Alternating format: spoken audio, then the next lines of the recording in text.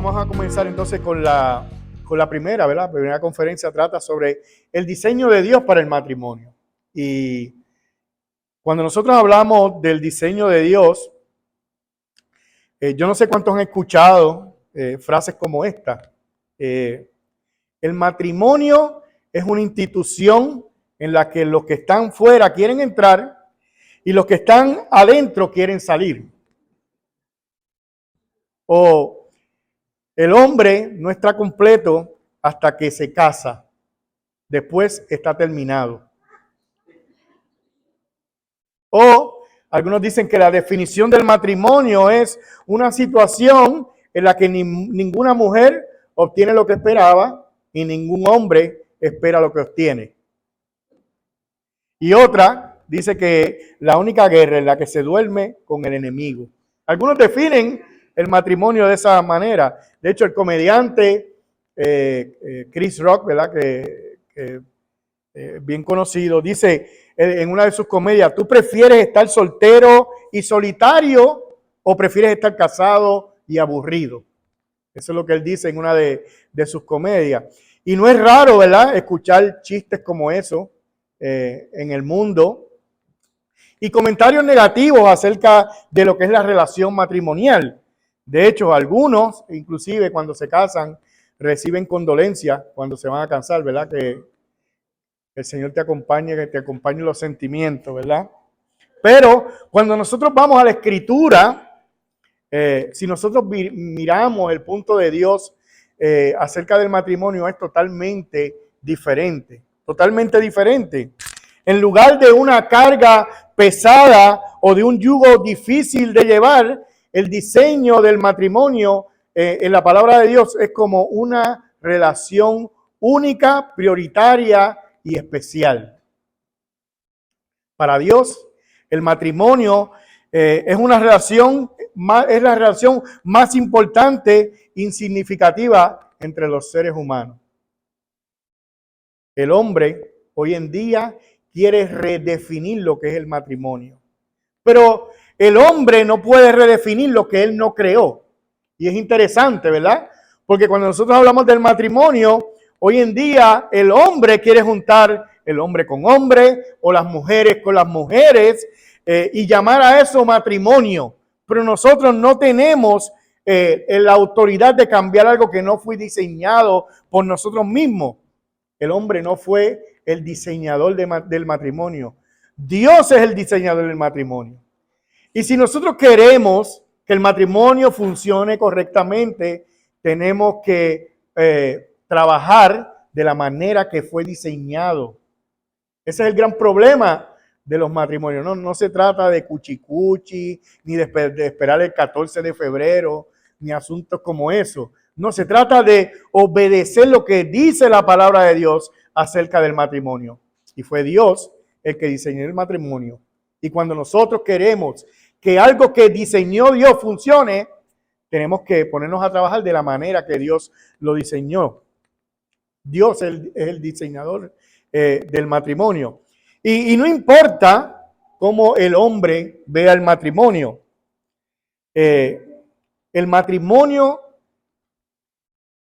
si nosotros lo vemos, ¿verdad?, es una relación que no tiene comparación con ninguna otra cosa. Dios creó el matrimonio y no hay ninguna cosa que sea comparada con ese diseño que Dios hizo. Dios no diseñó al matrimonio como algo temporal, cuya permanencia depende de las circunstancias que lo rodean, sino que Dios diseñó el matrimonio como algo permanente. Por eso dice en Mateo 19, del 4 al 6, que fueron parte de los versos que se leyeron, ¿verdad? Y respondió Jesús y dijo: ¿no habéis leído que aquel que los creó desde el principio los hizo varón y hembra? Y añadió: por esta razón el hombre dejará a su padre y a su madre y se unirá a su mujer y los dos serán una sola carne. Por consiguiente, ya no son dos, sino uno, una sola carne. Por tanto, lo que Dios ha unido, ningún hombre los separe. Así que Dios quiere que estas dos personas que Dios unió, nadie los separe. De hecho, hay solamente 3 causas para la separación matrimonial. Y si mañana usted tiene preguntas, se las pregunta al pastor Marcos Peña. La primera causa es el adulterio. En Mateo 19:9 Jesús habla de eso. La segunda causa sería el peligro físico, porque si alguien está en peligro de morir, pues hay que proteger esa vida. Y la tercera causa sería que si el cónyuge o la persona en conversa ya no desea seguir con él, ¿verdad? Con esa persona que es creyente, pues ya está libre. Esas son las únicas 3 causas. Entonces, ¿qué nosotros queremos decir? Que todo verdadero creyente debe entender desde el inicio que la separación en el matrimonio no es una opción cuando los problemas se presenten. En el corazón de Dios no está la separación. No es una opción hasta que la muerte los separe. El deseo de Dios es que estén unidos todo el tiempo. En el 2008 salió una encuesta hecha por Barna donde medía el índice de los divorcios en los matrimonios, y es bien triste cuando nosotros miramos esas estadísticas en Estados Unidos, ¿verdad? Sobre el divorcio. Los ateos y los agnósticos se divorciaban en el 30% de los casos. Y estamos hablando de una encuesta del 2008. Los números hoy en día tienen que estar muy por encima de esto que nosotros estamos diciendo hoy. Pero los ateos y los agnósticos se divorciaban en el 30%. Y los cristianos evangélicos se divorciaban en un 26%. Y es una diferencia que prácticamente es mínima entre lo que el divorcio entre los agnósticos y los no creyentes a los llamados creyentes. Y eso nos hace preguntarnos qué es un cristiano, entonces. ¿Por qué? Porque escuchaba yo los otros días al pastor John MacArthur decir que cuando le trajeron una encuesta como esta, él la objetó y dijo, no, esto está mal. Y la persona que hizo la encuesta le dijo, ¿cómo tú vas a objetar la encuesta que yo hice, bla, bla, bla? Y le trajo y yo soy un encuestador serio. Y él le dijo, no, yo no estoy objetando tu encuesta, yo estoy objetando que tú llamas cristiano. ¿Ves? Eso fue la respuesta de él. Y esa es la pregunta que nos hacemos entonces. Cuando nosotros hablamos de lo que es un creyente, estamos hablando de una persona que una vez repitió una oración, y al repetir esa oración se hizo miembro de la organización que él asiste regularmente, porque si nosotros estamos hablando en ese término, tenemos que hacernos la pregunta si las personas que cumplen con esa condición realmente son creyentes o no son creyentes. Porque un verdadero cristiano es todo aquel que ha nacido de nuevo y que se ha arrepentido de sus pecados y se ha apartado de ellos y que ha cambiado de amo. Ahora, él ama lo que odiaba y odia lo que amaba. Así que es alguien que ha recibido a Cristo como su Salvador y su Creador, y ahora vive por Él y para Él. Por Él y para Él. Segunda de Corintios 5:15 dice, y por todos murió, para que los que viven ya no vivan para sí, sino para aquel que murió y resucitó para ellos. La verdadera prueba del cristianismo no es si una persona obedece los principios fundamentales y generales de su congregación, sino quien vive para sí o para el Señor. Esa es la pregunta que nosotros debemos de hacernos. ¿Para quién tú vives? ¿Para ti o para el Señor? La verdadera prueba de amor a Cristo es la obediencia a su voluntad. Dice Juan 14:15, si me amas, guarda mis mandamientos. El 14:21, Juan, el que tiene mis mandamientos y los guarda, ese es el que me ama. El 14:23 dice, si alguno me ama, guarda mi palabra. El 14:24 dice, el que no me ama, no guarda mis palabras. Eso significa que en todas las áreas de nuestra vida, deben estar regidas y deben de estar gobernadas por los principios absolutos de la palabra de nuestro Dios. Eso es lo que nosotros debemos de obedecer. Pero, sin embargo, muchos creyentes, cuando las cosas no van como ellos quieren que vaya o como ellos esperaban que pasaran y sucedieran, empiezan a considerar en sus corazones hacer su voluntad en vez de hacer la voluntad de aquel que ellos mismos dicen que es su Señor. ¿Usted está entendiendo lo que yo estoy diciendo en esta noche?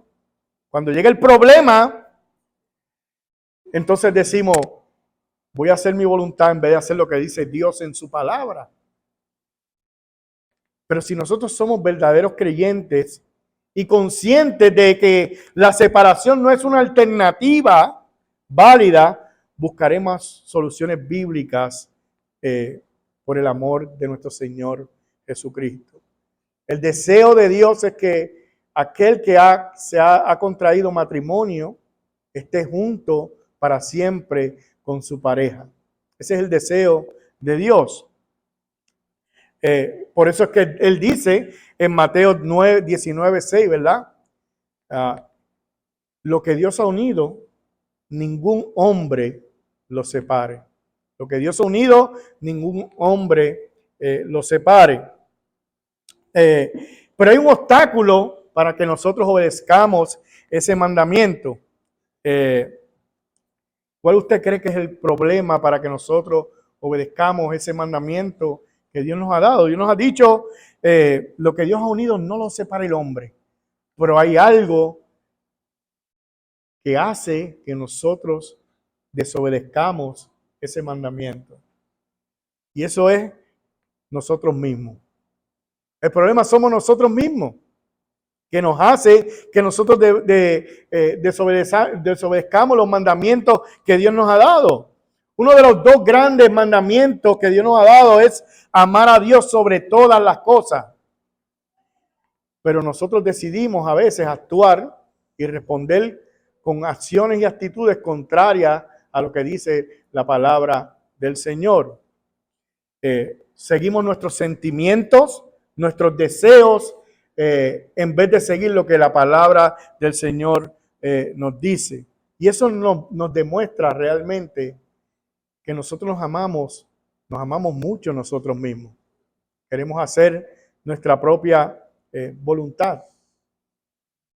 Hablaba yo con mi esposa los otros días sobre este asunto de amarnos a nosotros mismos. Desde que nosotros abrimos los ojos, nosotros estamos pensando en nosotros mismos. ¿Cómo yo puedo satisfacer mis propias necesidades? ¿Cómo yo me siento bien? Y podríamos tomar ejemplos tan sencillos como la comida. Ya tú te levantas y estás pensando, oh, que yo voy a desayunar. Tú estás pensando en ti. Tú estás pensando en tus propios deseos, cómo satisfacer tu propia hambre, ¿verdad? Con la comida que tú quieres. Pero, y hay algunas veces, hermanos, que nosotros decimos y abrimos los ojos, algunas veces, gracias Señor, porque hoy abrí los ojos. ¿No le ha pasado a usted?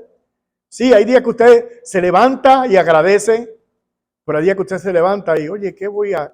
Y está pensando, y cada vez que usted piensa en en cosas como esa, realmente está pensando en usted mismo. Y ese es el problema que nosotros a veces traemos al matrimonio, porque estamos siendo seres individuales sin pensar en la otra persona. ¿Por qué? Porque estamos mirando simplemente nuestro deseo y no estamos obedeciendo lo que Cristo nos ha dicho en su palabra anteriormente. Y no decimos nosotros que nuestro matrimonio, lo central es nuestro Señor Jesucristo. Pero a la hora de tomar decisiones, muchas veces lo que estamos pensando es en cómo satisfacer mis propios deseos. Y Dios no está en esas decisiones. Y a veces nosotros pensamos, ¿verdad? Bueno, es que tú tienes que ponerte en mi lugar. Tú tienes que ver por lo que yo estoy pasando. Tú tienes que ver lo que a mí me pasa. Tú no vives conmigo. Tú no sabes, ¿verdad? Y con eso tratamos de explicar realmente cómo nosotros no estamos obedeciendo lo que Dios ha dicho en su palabra. Y parte del problema que nosotros tenemos es que nos hemos acostumbrado a vivir buscando resultados en vez de vivir buscando obedecer la palabra del Señor. Estamos viviendo, tratando de vivir buscando resultados en vez de vivir buscando obedecer lo que dice la palabra del Señor. Cuando nosotros actuamos buscando resultados y no, como dice la palabra del Señor, no va a funcionar la cosa, porque el que diseñó el matrimonio es Dios. Y Dios dice cómo debe de funcionar el matrimonio. Ahora nosotros estamos siguiendo nuestros propios deseos personales y queremos que la cosa funcione, haciéndolo a nuestra manera y no haciéndolo a la manera de Dios. Es imposible que el matrimonio funcione cuando cada uno de nosotros está funcionando para agradarse a sí mismo. Ese es el problema. Estamos pensando en nosotros mismos en vez de pensar en agradar a Dios. Cuando usted tiene un problema con su esposa, usted piensa, ¿cómo yo puedo glorificar a Dios en medio de este problema? Usted está pensando en mí, no es que me dijo esto, no es que me dijo aquello, no es que yo le tengo que contestar porque me ofendió. Usted está pensando, Señor, yo tengo que agradarte en medio de esta dificultad y glorificar tu nombre y que mi cónyuge vea la gloria de Dios a la hora de yo tomar decisiones.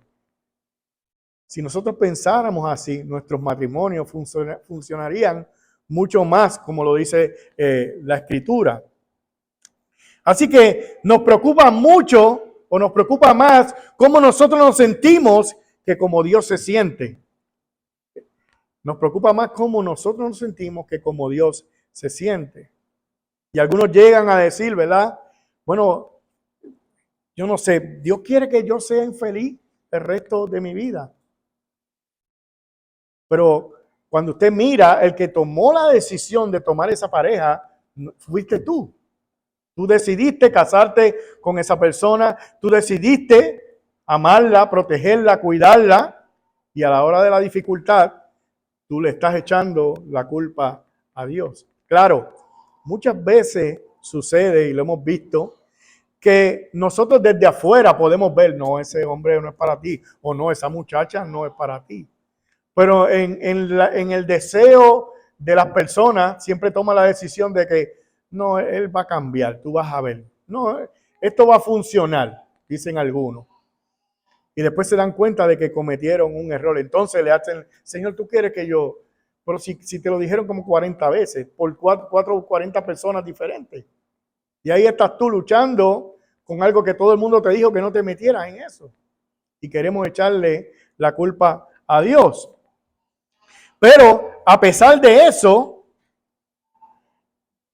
la felicidad de un verdadero creyente no depende de sus circunstancias, sino de haber encontrado el mayor tesoro que es Cristo mismo. Eso depende. Así que el cristiano no encuentra su felicidad en una relación con otra persona, sino en una relación con una sola persona, y ese es el Señor. Nosotros no podemos depender, y nuestra felicidad no puede depender de que nos relacionamos o nos relacionemos con otra persona que es pecadora. Y estamos destinados totalmente al fracaso, porque la persona que jamás y nunca nos va a decepcionar a nosotros es nuestro Señor Jesucristo. Es la única persona. Y algunos pueden decir, no, pero es que volvemos. Tú no vives conmigo. Tú no sabes lo difícil que es esta persona. Tú no sabes lo difícil que es él. Y es cierto. Sabemos que hay relaciones donde no son fáciles, pero nosotros hicimos un compromiso ante Dios de amar a esa persona y nosotros debemos de insistir en hacerlo. No porque sea la persona que es, sino porque Dios es Dios. Mire, a mí siempre me sorprende cuando yo voy a la Escritura y estoy leyendo el Antiguo Testamento y Dios le hace una promesa a Abraham. Y dice, yo te voy a multiplicar, voy a hacer una nación grande. Y cuando usted ve el compromiso que Dios hace con Abraham, Dios no es como nosotros. Nosotros hacemos un compromiso y ya mañana se nos olvidó el compromiso. Y eso es lo que estamos hablando. Un compromiso que tú haces con tu pareja. De cuidarla, de protegerla, de vivir para ella o para él hasta que la muerte los separe. Pues Dios hace este compromiso con Abraham. Voy a hacer una nación grande de ti, como las estrellas. Y cuando usted ve cómo ese pueblo de Israel va creciendo y va haciendo cosas desagradables y pecando contra él, y Dios los mata y vuelven y pecan y piden perdón y vuelven y al final Dios le sigue diciendo, cuando usted ve la promesa, le dice a Moisés, mira, yo le prometí a Abraham que iba a ser una nación. O sea, la promesa de Dios no está basada en que el pueblo se porte bien. Todo lo hizo mal. Dios cumplió su promesa. Dios cumplió su compromiso. Y a veces nosotros vamos al matrimonio pensando de otra manera diferente. No, yo te voy a amar si la cosa está bien. Nosotros decimos, usted ha visto en la boda, yo tengo que en estos días hacer una boda y es la boda de mi hija. Estoy un poco, nunca he hecho una boda, va a ser la primera que voy a hacer y va a ser la de mi hija. Pero me preocupa siempre, ¿verdad? El asunto de que, sí, en la salud, en la enfermedad, ¿verdad? Porque todo el mundo promete eso allí y es lo menos que hacen. Enseguida que se enferma, mira, algunos que en la primera enfermedad se van. En la primera dificultad se alejan. Su promesa, su compromiso no sirve para nada. Y eso es lo que estamos diciendo aquí. Dios hizo un compromiso con Abraham y dijo, te voy a hacer una nación. Y de ahí para adelante eso fue un desastre total. ¿Y Dios dejó de cumplir su compromiso? No, Dios no es como nosotros. Cuando vino el momento difícil, ahí está, Dios cumplió su promesa. Y ahí tú puedes ver que el pueblo de Israel fue un pueblo numeroso. Nosotros cuando prometemos delante de Dios en la salud, en la enfermedad, estamos haciendo un compromiso con nuestra pareja y debemos cumplir con ese compromiso hasta que la muerte nos separe. Sí, va a llegar un momento que ya yo no tengo pelo. No cuando yo y mi esposa nos casamos yo tenía mucho pelo. Ya no tengo pelo, no sé por qué no se rían, hermano. Yo veo algunos que están en la misma que yo. Sí. Y algunos estaban más flaquitos. Y va a llegar un momento en que eso no va a ser lo que va a sustentar su matrimonio. El compromiso que usted hizo es lo que va a sustentar su matrimonio. Y en eso es que nosotros debemos de pensar. Dios cumplió. Dios cumplió. Nosotros debemos de seguir el ejemplo de Dios. Así que amar al otro no es algo que depende de la circunstancia, es más bien una decisión de la voluntad. ¿Qué yo voy a hacer? ¿Qué yo voy a hacer? Mire, si el Señor nos manda a nosotros amar a nuestros enemigos, ¿cuánto más nosotros deberíamos de amar a nuestro cónyuge, a nuestra esposa? Dios nos manda a nosotros amar a nuestro enemigo. Y cuando vienen las situaciones difíciles, lo que nosotros anhelamos es que el otro cambie, no, es que él tiene que cambiar.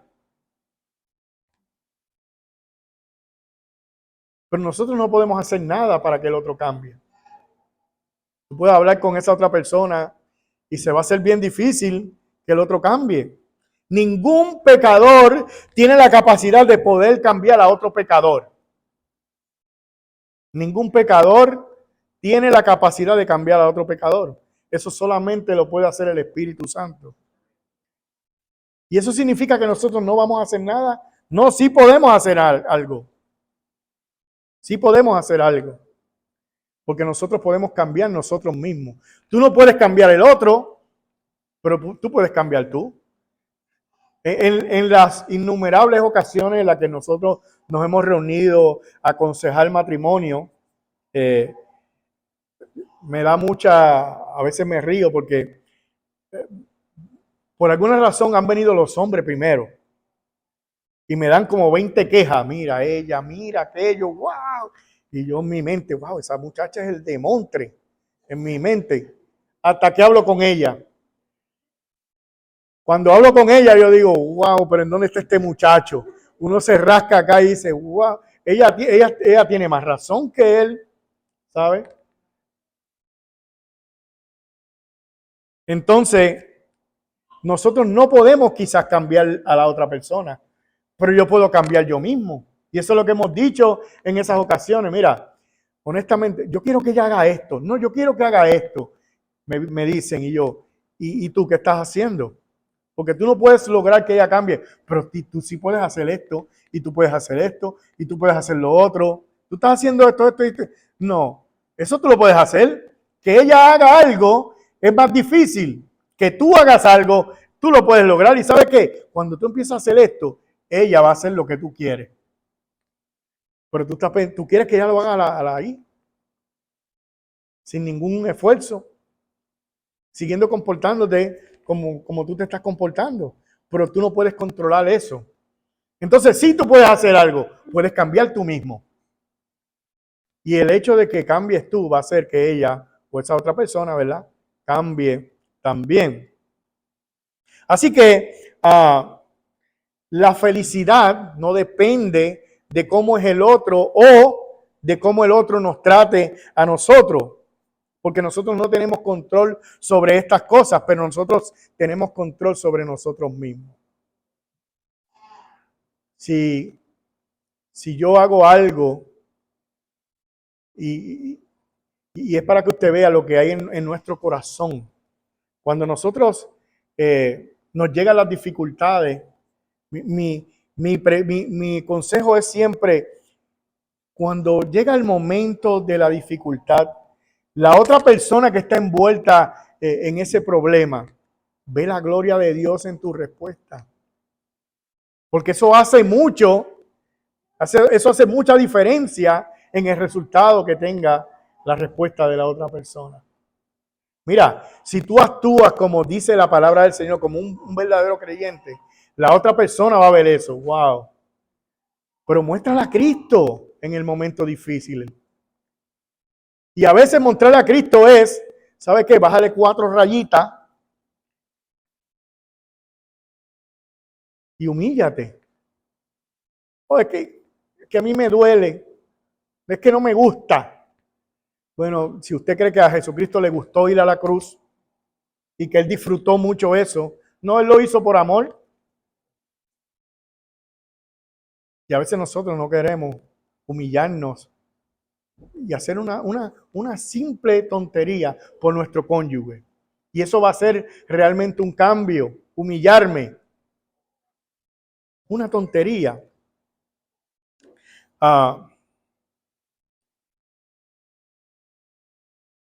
Tengo un dato aquí, dice, en la sociedad occidental, las personas suelen casarse en su mayoría por sentirse mutuamente atraídas. Mire qué interesante este dato.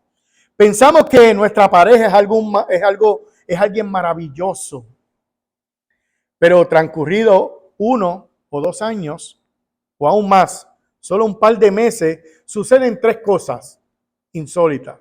En primer lugar, descubrimos hasta qué punto es egoísta esa persona que creíamos maravillosa. En segundo lugar, se hace evidente que lo mismo piensa nuestra pareja respecto a nosotros. Y en tercer lugar, y aún admitiendo tener ese defecto, consideramos que el de nuestra pareja es mucho más pronunciado y problemático que el nuestro. ¿Usted entendió eso que que yo acabo de decir. Par de meses que usted está casado, usted se da cuenta, wow, no, eso no es lo que yo pensaba. Pero ella está pensando lo mismo de usted, oh, ese muchacho no es lo que yo creía. Pero en su mente usted piensa que el problema de ella es más grande y ella piensa que el de usted es más grande también. Y así somos seres individuales, pensando en nosotros mismos. Ese es el problema, mi hermano. Ese es el problema. Pero recordemos que Dios fue quien diseñó el matrimonio y lo diseñó para que fuera una relación permanente. Y nos dejó en su palabra los principios que nosotros debemos de seguir para que eso fuera posible. Y no podemos desobedecer esos principios y a la vez pretender que a nosotros nos vaya bien en el matrimonio. No estamos haciendo caso del que diseñó el matrimonio. Otro punto que nosotros vemos cuando, además de ver, ¿verdad?, que el matrimonio fue diseñado como una relación permanente, también el matrimonio fue diseñado para mostrar su gloria. Efesios 5, 31 y 32 dice, por eso el hombre dejará a su padre y a su madre y se unirá a su mujer y los dos serán una sola carne. Grande este misterio, pero hablo con referencia a Cristo y a la iglesia. Efesios 5 contiene el pasaje más amplio en el Nuevo Testamento acerca del matrimonio y de los roles que Dios espera asuma cada uno de los cónyuges. Y se nos dice allí algo sorprendente. En la eternidad pasada, Dios diseñó el matrimonio para que fuera la relación aquí en la tierra que simboliza la relación de Cristo con su iglesia. Mire cómo al final él dice, pero hablo con referencia a Cristo y a la iglesia.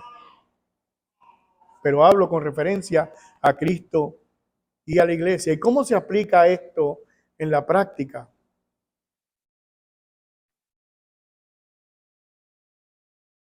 ¿Cómo se aplica esto en la práctica? Haciéndonos esta pregunta.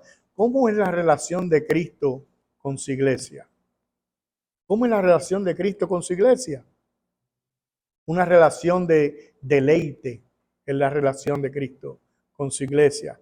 Cristo ama profundamente a su esposa y encuentra contentamiento en ella.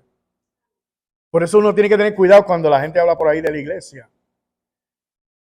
Sí, porque la gente habla, wow, cosas horribles de la iglesia. Estás hablando de la novia de nuestro Señor Jesucristo. La iglesia, no lo que algunos llaman que es la iglesia, ¿verdad? Mira lo que dice Isaías 62:5. Pues como el joven se desposa con la virgen, se desposará contigo tus hijos, y como el gozo del esposo con la esposa, así se gozará contigo el Dios tuyo. Sofonías 3:17 dice, Jehová está en medio de ti, poderoso, él salvará, se gozará sobre ti con alegría, callará de amor, se regocijará sobre ti con cánticos. Salmo 16:11 dice, y su esposa se deleitará en él. Me mostrarás la senda de la vida, en tu presencia y plenitud de gozo, delicias a tu diestra para siempre. Hermanos, Dios no diseñó el matrimonio para que fuera una carga pesada y complicada de llevar, sino para que fuera un deleite para sus integrantes. Sí, la gente hace broma sobre el matrimonio y dice muchos chistes, pero ese no es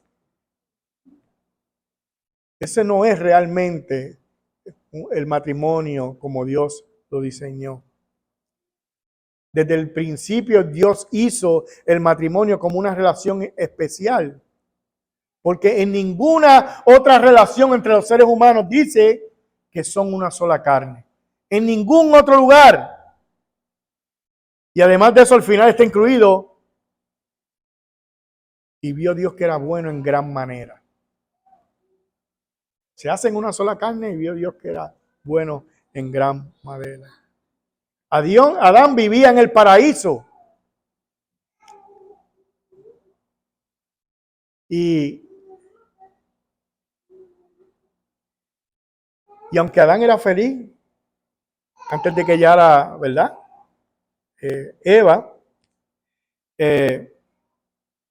al final de Dios creó a Adán y él ponerle nombre a todos los animales y todo eso. En Génesis 2:18 dice, no es bueno que el hombre esté solo. Así que hay un no es bueno ahí, al final de todo eso.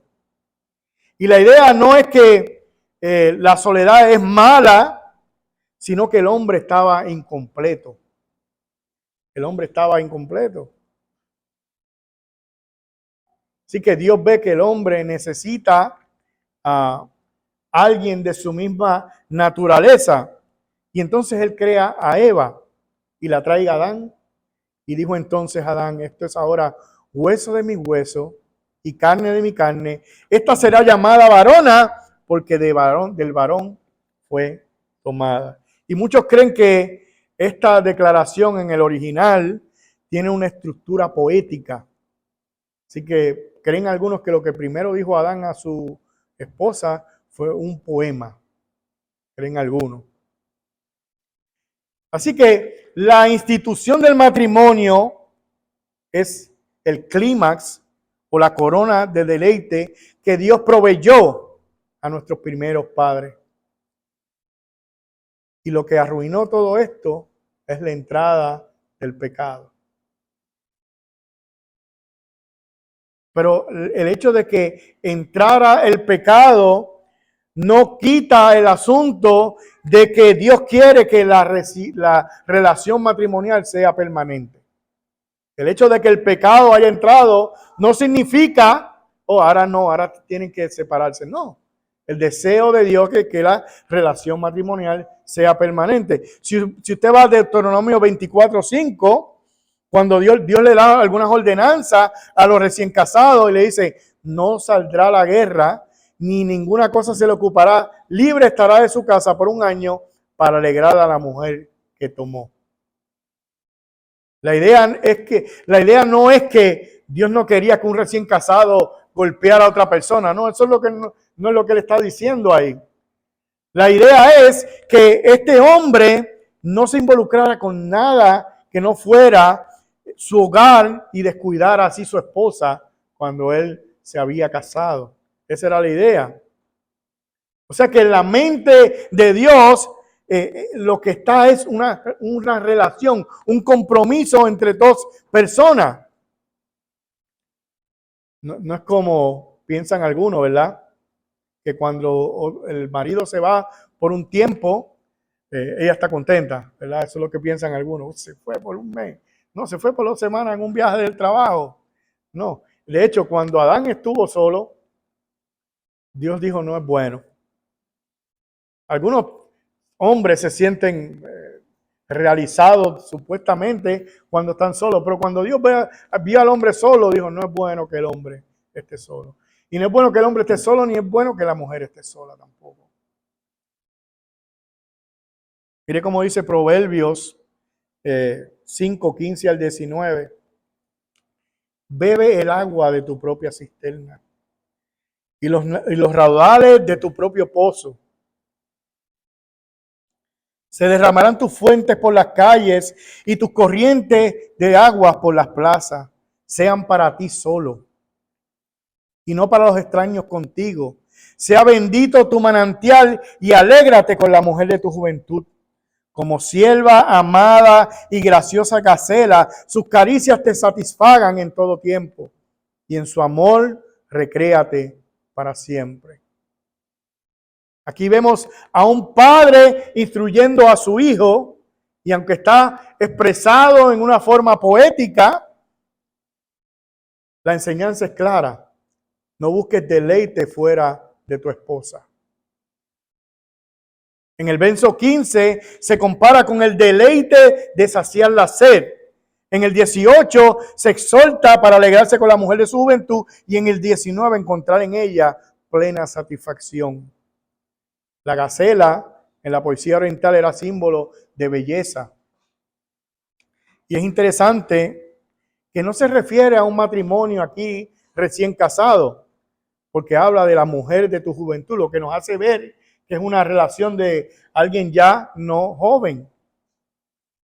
Y al seguir avanzando en las escrituras, nosotros podemos ver en el libro de Cantar de los Cantares que aunque hay algunas cosas difíciles de entender por las figuras utilizadas, algo que es claro en Cantar es la presentación de la relación conyugal como sumamente deleitosa.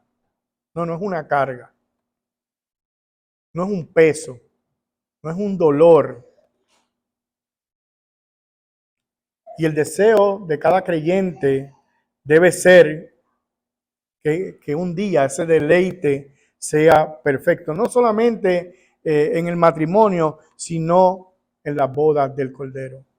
Si usted va a Apocalipsis 19, del 6 al 7, se nos habla de las bodas del Cordero. Claro, cuando usted va a Génesis, y esto es interesante, la escritura comienza con una boda y termina con una boda. Boda de Adán y Eva, las bodas del Cordero al final. Así que Efesios 5, 22 al 33, se nos dice que debemos actuar y vivir el matrimonio para que pueda ser una fiel imagen de la relación deleitosa entre Cristo y su iglesia. Y lo que impide que esa relación de la iglesia, esa relación de Cristo y la iglesia sea semejante en la relación de un hombre y una mujer, es el pecado. Es el pecado. Pero Cristo murió para quitar el pecado.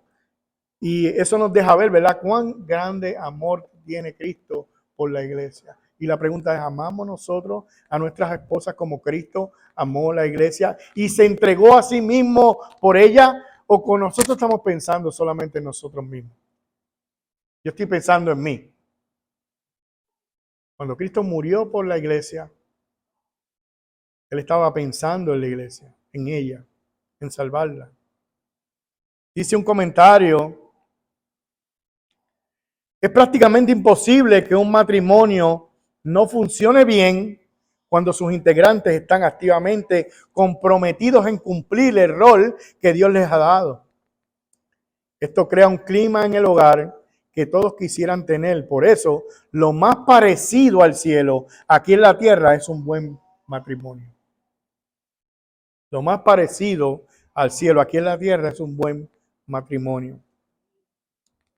Y sabemos que nosotros vamos a tener problemas en nuestros matrimonios porque somos dos pecadores. El asunto es, cuando lleguen problemas a nuestras vidas, los vamos a resolver de la manera que dice la palabra del Señor, o vamos a tomar nuestros problemas y los vamos a resolver como lo resuelve el mundo. A la hora del problema, tomamos la Biblia, no importa lo que diga, yo soy creyente, yo le sirvo al Señor, pero aquí está la Biblia, vamos por encima. ¿Qué pasó? Y actuamos como nuestros propios deseos lo quieren hacer. No estamos glorificando a Dios cuando nosotros hacemos cosas como esas. Debemos de acordarnos que el matrimonio lo componen dos personas pecadoras. Y Dios sabía eso cuando Él instituyó el matrimonio. Él sabía eso, por eso nos dejó su palabra, para que nos guiara. No, mi hermano, esto no es cuestión de emociones, ni cómo yo me sienta, ni lo que ella me hizo. Esto es cuestión de nosotros obedecer lo que dice la Escritura.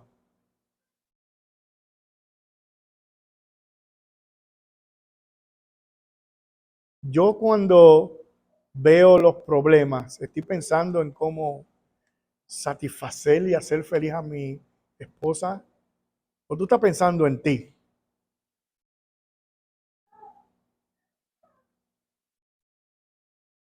Ningún matrimonio puede representar dignamente la relación de Cristo con su iglesia sin ser mutuamente deleitoso y satisfactorio. ¿Tú piensas en satisfacer a tu esposa, en que ella se sienta bien?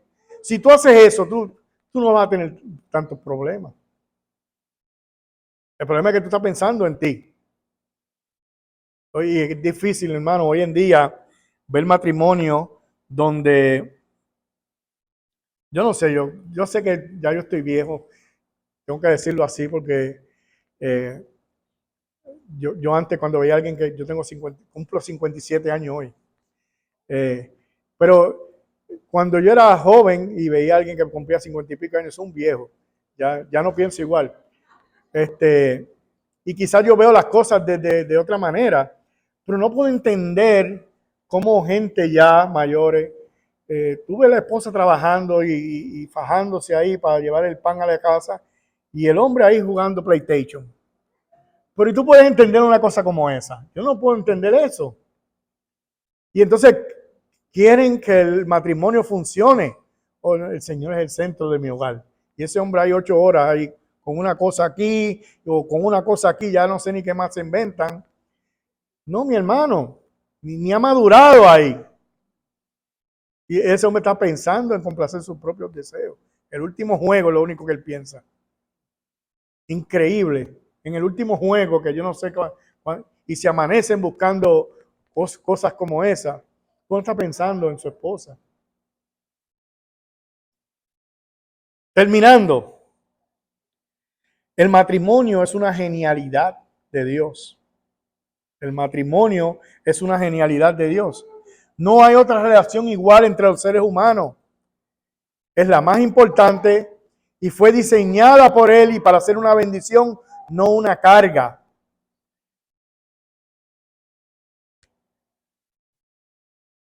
El matrimonio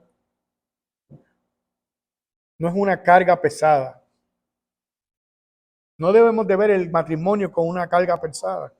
El proverbista dice, el que haya esposa haya algo bueno y alcanza el favor del Señor. No dice el que haya esposa encontró un problema. No, no está diciendo eso. El que haya esposa haya algo bueno y alcanza el favor del Señor.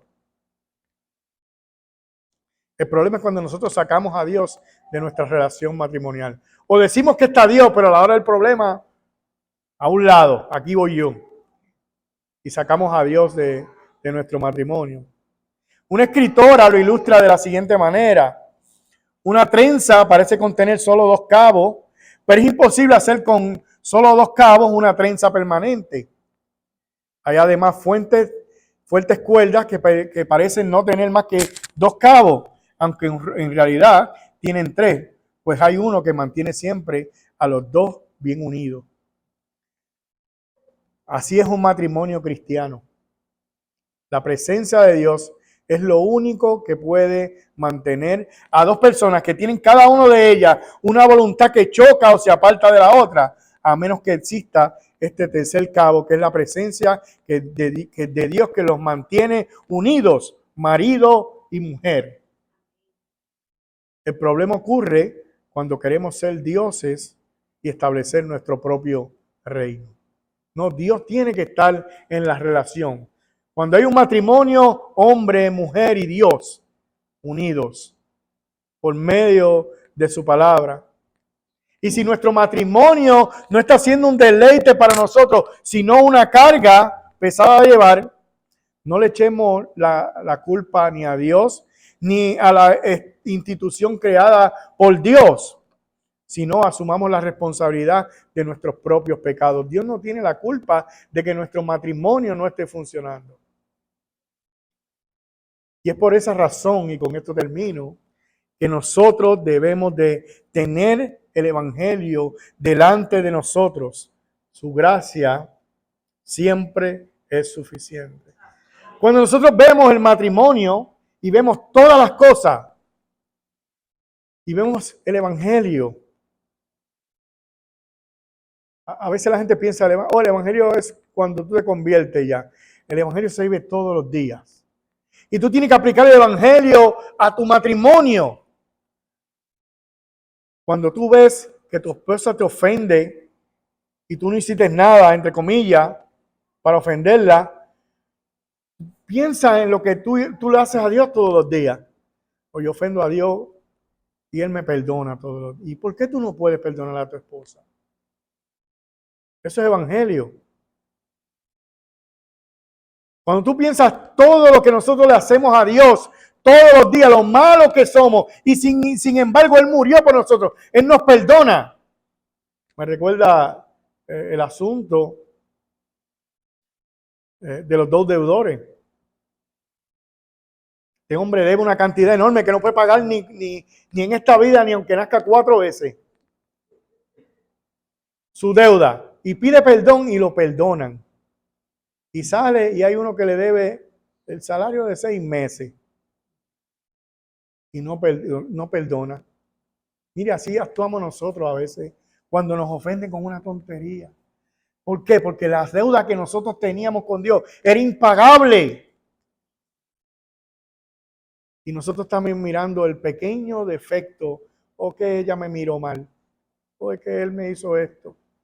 Pero tú no ves todo lo que Dios te perdonó. Y es por esa razón que nosotros debemos de aplicar el evangelio a nuestro matrimonio.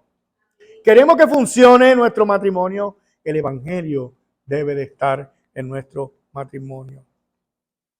Así que empecemos a corregir lo deficiente y a cumplir con nuestras responsabilidades de la manera que Dios quiere que nosotros cumplamos con nuestras responsabilidades, independientemente de lo que el otro haga.